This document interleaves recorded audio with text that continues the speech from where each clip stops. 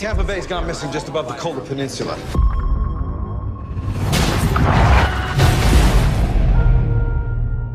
Sir, we've got a shootout under the ice. I told Sixth Fleet you want a hunter-killer.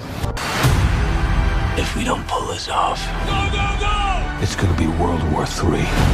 You will be court-martialed. Then it's my job to keep you alive long enough so you can testify. Torpedoes in the water! Ship ready! Solution ready! Weapon ready! 5 seconds, sir. Fire! Hello, listeners, and welcome to episode 6 of DNA Film Wars. Today, we're going to be reviewing Hunter Killer, directed by Donovan Marsh, starring Gerard Butler, Gary Oldman, Linda Cardellini, and Common. And it's about untested American submarine captain that teams with Navy SEALs to rescue a Russian president who is kidnapped by a rogue defense minister or something. Yeah. Not that it really matters. Not that it really matters. So Dylan's sitting here with me. So I'm going to go ahead and hand it over to him for his initial thoughts. All right. So last week and all the time leading up to this movie, when we were talking about going to see it, I was almost dreading it to a degree. My local theater that we usually go to did not happen to get this movie this week, so we had to venture across town to. Yeah. He works at the cheap theater. I do work at the cheap theater. I work at an AMC, but it's all good. So we had to venture across town to our local Malco theater To the pricey theater. and pay $10 to see this movie. But for the most part, it was a lot better than I thought it was going to be. Yeah, I'm not going to say a lot better, but it was serviceable. I thought it was going to be god awful, so I mean it wasn't god awful, so that's a big step up for me. So I enjoyed it for the most part. What do you got? Yeah, like I said, I thought it was serviceable. It wasn't as bad as I thought either. We'll get into the specifics, but I actually think they did a few things right. I mean, they did. Parts of it are entertaining, and overall, it is what it is. Yeah. So You want to go ahead and get into the story? Yeah, I'll go ahead and start with the story aspect. I think a big thing that this movie has going for it is it is paced pretty quickly. I didn't ever get really bored with this film. No, that's true. So that helps out. As long as I'm being entertained, I don't care if it's not making sense. I can sit there and watch it. I will say that there are too many plot threads, and what I mean by that are there are three main storylines that we follow in this movie. There are obviously Gerard Butler's submarine crew. Then you have Common and Gary Oldman in the government in the Pentagon. Watching all this stuff go down from the Pentagon. And then you have the Navy SEAL team. I thought that really, honestly, for a majority of this movie, the only plot line that really has any major bearing on the plot itself is the Navy SEAL team. Gerard Butler's submarine crew is really kind of pointless up until like the last 20 minutes of the movie, 15-20 minutes of the movie, when they get the Russian president on their ship. And I think that honestly, I think this movie would have been better if you would have dropped Gerard Butler's story out of this movie and the government story with Gary Oldman and Common, and just focused on the Navy SEAL team members. But you're basically talking about making a Russian version of Lone Survivor, where they're trying. Well, to yeah, but I'm saying I was most entertained. That's what was going on. Probably because it was reminding me of better movies like Lone Survivor and American Sniper. And I'm not saying that was great. I mean, there's no great storytelling and or acting going on in those parts either. But, it's a war movie. I mean, war movies are usually pretty entertaining. And I thought it was pretty good.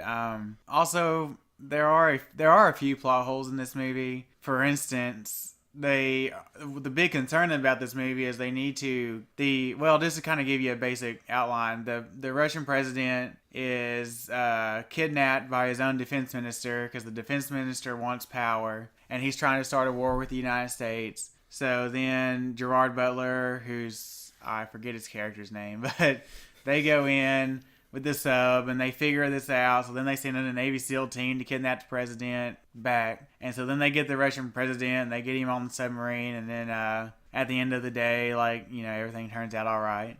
They avoid World War III. But of course. Anyway, a few plot holes. First of all, the big concern of this movie is they want to not start World War III. Yeah, not start World War III, but they want to do that by showing that the rest of Russia, that the president has been kidnapped by this defense minister, and so that the Russian generals know that this defense minister is not acting on behalf of the president. They have video evidence of this. They have this little submarine drone thing taking video of all this. Why they don't just leak this video out on the internet, I don't know. I mean, I guess because then our movie wouldn't be 2 hours long. Yeah. Then they cut the movie half an hour short. But and then one of the things, this is not really a plot hole. This is just a generic movie thing that really bugs me. There's a scene where the Navy SEALs are on top of this platform thing, and the Russians drive up to it, and instead of just doing what I imagine would actually happen and going up and checking out the top of this platform, they just shoot some bullets up through the floor of it. Maybe someone's up there. And the guy gets shot, and of course, he gets shot, but he's able to not make a loud noise. So the Russians are like, whatever, and they just walked away. I'm just like, in reality, they would go up there and sweep the platform, but whatever, that's stupid. There's some couple other minor things, but I mean, it's a generic action movie plot. You just kind of got to roll with it. So as far as story goes, I'm gonna say overall, I'm gonna give it a mild bad. I didn't hate it. I can't say it was good. It wasn't good. Like I said, it's very generic. But it's serviceable. It's a serviceable script for this kind of movie, but I'm gonna say it's bad. That's fair. Well, I'm gonna agree with you on the pacing. Pacing is overall not bad. I mean, there wasn't a specific moment in time where I just was sitting there in the theater and I was like, wow, this is boring, or I enjoyed it for the most part. Too many storylines. I'll agree with you on that too. There were quite a few different storylines that kind of just maybe we didn't need three different plot lines going in three different directions to all come together at one point. The submarine kind of does have a semi-important role at the beginning. I mean, they find out that maybe the Russians are attacking their own ships to make it look like something else is going on, but at the same time, maybe they're not. So we kind of find that out, and then that's how we get our Russian general or commander or whatever on the American sub, and how he plays into the story toward the end of the movie. It probably could have been better had we dropped some of the storylines. I mean, had we maybe just focused on the sub storyline or just focused on that SEAL team storyline, it could have been a much better movie. Yeah, I think there needed to be, if you were going to do that, you'd have to rewrite it to where the sub is playing a bigger role in the overall scheme. I thought this movie should have started, the very first scene should have been the kidnapping of the Russian president. That doesn't come till half an hour into the movie. Oh, way after that. That didn't come till over an hour into the movie. Yeah, it was maybe around the hour mark, I don't know, but I felt like everything before that was pretty unnecessary, and they could have just said in about 30 seconds of exposition. They had to include Gerard Butler's and his crew in this plot. Gerard Butler, who is obviously, he is the main actor of this movie, but he's not, dominating this movie. No. There are large stretches of this movie that, the submarine's not in this movie. And of course, Gary Oldman was heavily marketed too. Well, heavily marketed. This movie wasn't heavily marketed at all. But in the marketing they did have, they always have Gary Oldman big on the poster and everything. He's in the movie for about a grand total of 5 minutes. That's true. But anyway, please continue. I'm sorry. No, you're good. But like I said, we could have probably dropped a storyline or two and just focused on one storyline or the other. The government thing, I probably could have done without. Was it really that important with what we were going with? Because in the long run, like we were talking about with the plot holes that you discussed, why if the government was trying to play such a big story, play into the story so much, why didn't they just leak that video and expose the Russian government or whatever? But they didn't do that. So what's the point of the government being here besides Gary Oldman and Common arguing over what's the right thing to do? And Linda Cardellini, she's in there and she kind of plays her hand toward Common a little bit more than Gary Oldman's character. So yeah. But overall, the story, I enjoyed it for the most part. It's a pretty fast paced, popcorn action flick. It's a fun time. I can see myself probably watching it again at some point in time. Just one of those movies you just go in and you turn your brain off and you're like, hey, that wasn't that bad. So I'll give the story a low meh. Yeah. So I guess I'll talk a little bit about the acting. Everybody in this movie, with the exception of Common, I think is passable. I mean, everybody's over dramatic as usual in this kind of movie. Gerard Butler, he's Gerard Butler. I know that he's kind of gotten a reputation for the last few movies that he's done, but he's still a talented actor. Gary Oldman, he's Gary Oldman. He's yelling at people. He does Gary Oldman, but he yells at people really good. So Linda Cardellini, I mean, she's good. She's passable. Common, I did not think was good. He had some bad line deliveries. I don't know. He's just not. I mean, I'm not saying he's a bad actor. I just don't think this is his kind of movie, really. I did see him. They've been trying to put him in a lot of stuff lately. I just don't know if it works. In John Wick Chapter 2, I didn't mind him, but he didn't talk a lot in that movie. Wasn't he in Battleship a few years back, too? Wasn't he in that movie? With Rihanna? Was he in Battleship? I know Rihanna was in it. I don't remember if he was in it or not. I think Common was in that. We'll have to have Andrew look that up for us here in a second. But, like I said, he kind of bothers me, but everybody else is good. I'll give the acting an overall grade of meh. Correction, Common was not in Battleship. We just looked that up. Yeah. But he's been in some other things. He's really working on his acting career. He's in that film, The Hate You Give. He was in Selma. I'm sure. Yeah, I didn't watch that film either, but yeah. So I mean, he's a pretty busy actor, and I'm not saying just because he's bad in this movie, that doesn't mean I think he's a bad actor. I just don't think this was the role for him. That's fair. But like I said, I give the overall grade a meh. So what about you? All right. So for my acting, I'd go ahead and say, like you said, for the most part, everyone does a relatively decent job. Gerard Butler plays Gerard Butler. Just he's a submarine captain. I mean, he's got his backstory of he's been through some things in his career. He's worked every aspect of working on this battleship. So he's Yeah, he's a blue collar type guy. He's there. He's worked his way up through the ranks to get where he is, and he's worked hard for his position, and he does a relatively good job of playing it.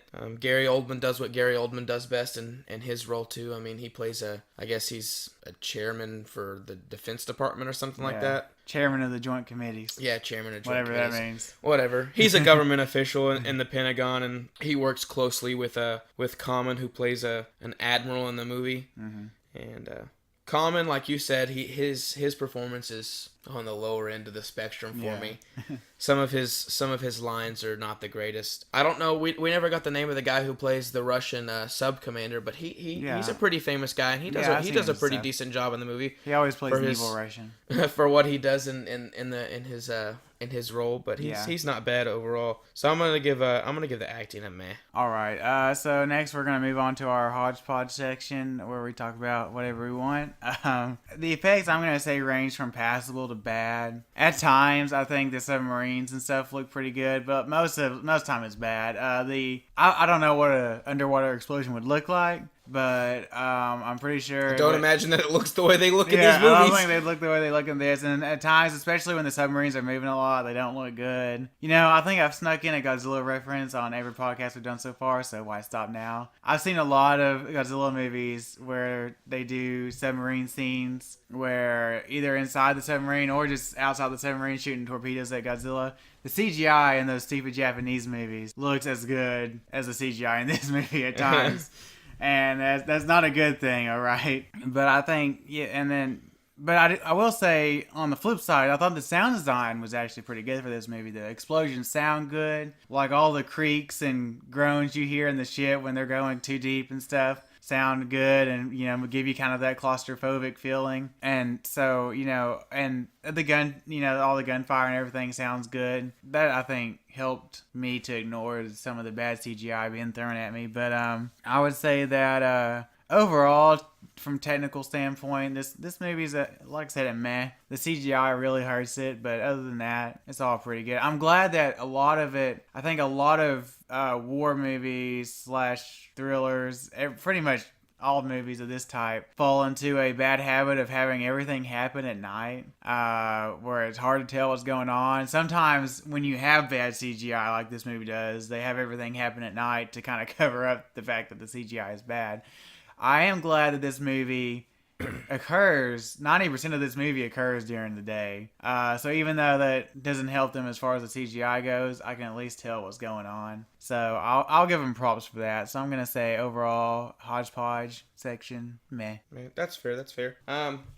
I'm pretty much right there with you on this section. The effects in the movie are overall, they're okay-ish, I guess. I don't know. When we walked out, you said those were terrible. Well, no. The effects were okay. The CGI was garbage throughout the entire movie. The submarine, throughout the majority of the movie, the submarines look awful. From the opening scene, the icebergs and stuff that are supposed to be in the Bering Strait, I mean, I looked at it and I'm just like, what even? I'm like, that is clearly a completely 100% CGI shot, and they didn't even try to make it look like it was real. What about the deer? The deer and the moose or whatever that animal was. I mean, when it walked up, I leaned over to Aaron. I'm like, that is the fakest looking animal I've ever seen in my life. It was pretty bad. So the CGI in this movie is awful. Some of the other effects aren't bad. The explosions underwater, I don't know. I don't like you said. I don't know what an underwater explosion would look like, but they're interesting. They're not awful. They go Some of the blood splatter effects when people get shot look pretty good. Yeah, I thought that was pretty good. The explosions that are out of water, they look pretty decent. I mean, they're not Michael Bay explosions, but not really. I thought they looked all right. That explosion at the end of the movie where he blows up the building that the evil Russian I'm not talking about that one. defense minister, that looked pretty bad. I'm not talking about that one. I'm talking like when they're fighting on the bridge and they like shoot a grenade launcher at the trucks. That didn't look awful. Oh, that didn't look bad, no. The sound design, like you said, is overall for the most part pretty good. I do like the sounds, like you said, of the submarine. Definitely makes it like sound like you would be underwater. I mean, and there's certain scenes where toward the end, closer to the end of the movie, like that third act, where they kind of go a little bit too deep and it starts to like compress a little bit, and you can really hear that like the metal start to compact, and then it creaks and groans, and water starts coming in, and that works really well. And they did a really good job of like creating the sound effects. I guess what is it called, the con or whatever on the ship, like the bridge or whatever where they manned the submarine. Did a good job of like all the radar and like sonar and all that stuff. All the sound effects for that were pretty good. The cinematography for the most part of this movie, I thought it looked pretty decent for everything that wasn't a CGI scene, which was maybe 25% of the movie that wasn't focused on that wasn't the majority of the shot being CGI, but shots that weren't looked pretty decent, and I liked them overall. There were a couple spots in the movie where there were like some weird POV shots of people running through like woods or something, or like what looks like a GoPro on a camera, like a GoPro camera on a soldier's face as he's running, and it just didn't work for me. But as far as the hodgepodge section goes, I'll give it a meh. All right, yeah. So let me move on to my overall grade. Like I said in summary, the movie's serviceable. It's a dumb action movie. That's what it is. It's a 90s style dumb action movie. If you can turn your brain off and enjoy that kind of movie, then you'll be all right. You'll have a good time. There's some stuff to like here. So with all that being said, I think I'm gonna give it kind of a low meh. Like I said, I mean, it wasn't worth the $10 that I paid for it, except to obviously give this review to our listeners since we promised it. I almost changed my mind about seeing it when the cheap theater said that they weren't getting it. But I was like, well, we've already kind of committed to it, so we already changed our mind once and then changed it back. I didn't want to do that again. So I mean, it wasn't a terrible time. So meh. All right. For my overall grade section in summary, I like you said as well. I enjoyed it for the most part. It was definitely quite a bit better than I expected it to be. It is definitely a super dumb, turn your brain off, sit down and shove some popcorn or some candy in your face and just enjoy Gerard, Butler, and Gary Oldman and some other people on screen, being themselves pretty much and shouting and doing things in a war type aspect. But I can definitely see Aaron and I and maybe Andrew, sitting down on a rainy day when we're bored and, throwing this one on and just, yeah, if it's on Netflix or something. We might watch it again. But, for the most part, it wasn't bad. Like you also said, definitely not worth that $10 we paid. I would not go pay $10 to go see this movie. So if you're out there listening, if that tells you anything, don't go pay $10 to see this movie. You got movie pass. And we live in a rural area, so if you live in the city and you're paying $12, $15 a ticket, definitely don't go see this movie. But my grade for it with that being said, is probably a middle of the road meh. All right, so let's talk a little bit about what we got coming up. So coming up, we have this week coming up. We're going to have our Bohemian Rhapsody discussion episode. You looking forward to that one? Yeah, and we'll have the review episode. I am looking forward to it. I've seen the reviews coming out, and it looks pretty middle of the road. But I don't know. Might not be the best, but we'll see. I am excited about Rami Malek's performance as Freddie Mercury. I hope I'm saying his name right. And the rest of it, I don't know. We'll see. But we have our discussion episode that should be coming out on Tuesday, unless I have a setback. We'll see. Then of course we'll review it. Hopefully that review episode will be out next Sunday. I'm actually kind of looking forward to that one. I'm hoping that it's going to be a good movie. From what the reviews are saying so far, I mean, it's doing okay. I mean, it looks like it might end up being, sort of mediocre. Yeah. The Rotten Tomato score came out, what was it, like a 53? Yeah, it's at a 53, I think, right now. So, which, I don't can't always judge stuff based on Rotten Tomatoes. Yeah, I don't live and die by Rotten Tomato scores, especially here the last couple of years. I think they've gotten more and more inaccurate, but we'll see. I'm definitely looking forward to Rami Malek's performance in that one as well. I think that'll be the best aspect of the movie by far. He definitely looks the part. So yeah, he definitely looks like Freddie Mercury. So after that, we will have next week's review, right? Well, next weekend will be Bohemian Rhapsody. Yeah, fair. And then the weekend after that, 2 movies come out: Overlord and Girl in the Spider's Web. We want to get a review out for both of them. I don't know if it'll happen on the same weekend. And if we can find the time, just sometime in the middle of the week, we might put out a bonus episode of a review of The Girl with the Dragon Tattoo. I haven't seen that, so I do plan on, even if we don't put out a review, I do plan on going back and watching that before we see this new one, just so I can see. No, I've seen that movie once, and from what I remember, it was for the most part pretty good. It's a David Fincher movie, and it's got Daniel Craig and Rooney Mara in it. Yeah. There are some scenes in it that are pretty rough, but overall, I remember enjoying it, and it falls in the same continuity as The Girl in the Spider's Web from. Yeah. So I don't think you have to watch Girl with the Dragon's Tattoo to. I don't think you have to, but yeah. So we're looking forward to those. With all that being said, I think that's about all we have for you today. Dylan, you got anything else to add? Gotta always hit up those social media plugs. We're at DNA Film Wars, all lowercase, no space on all social media platforms. Yeah, and if you have any specific questions, you can contact us at dnafilmwars@gmail.com. Questions, comments. Yeah, we are up on, I think, pretty much every major podcatching service, iTunes, Stitcher, Spotify, SoundCloud, of course. So pretty much anything you can think of, you can probably find us there. Yeah, I've really tried to get us up and running on everything.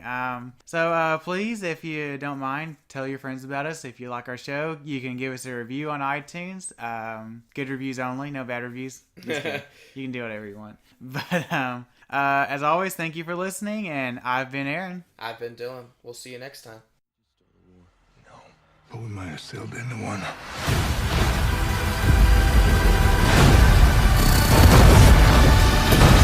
Battle stations.